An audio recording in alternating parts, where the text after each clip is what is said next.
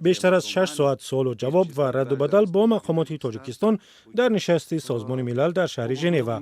سوالهای زیادی هم درباره مردم بدخشان و ناآرامی‌های سالهای اخیر در این ولایت بود. خوب، پامیری ها توجیک هستند. پس چرا با آنها مثل توجیکان مناسبت نمی شود؟ چرا همیشه در این منطقه نزاع بوده است؟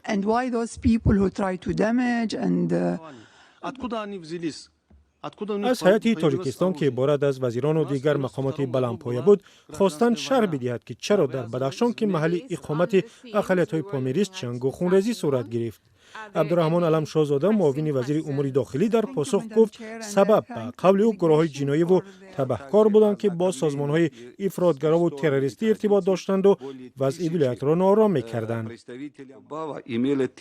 آنها با سازمان‌های تروریستی فعال در افغانستان به مثل القاعده، داعش، انصارالله و دیگران رابطه نزدیک داشتند.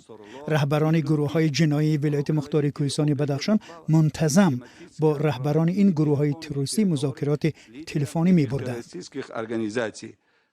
مرکز ولایت شهر خاروق و ناحیه روشان سال گذشته شاهد تظاهرات خونین شد، از جمله روز 18 می هنگام پراکنده کردن گروه از ساکنان ناحیه روشان که راه دوشنبه خاروق را بسته بودند. 10 نفر کشته و زخمی شدند. ساکنان میگویند برای حمایت از حقوق خود صدا بلند می‌کردند چون سالهای اخیر تعقیب آنها و خودسری مقامات انتظامی زیاد شد.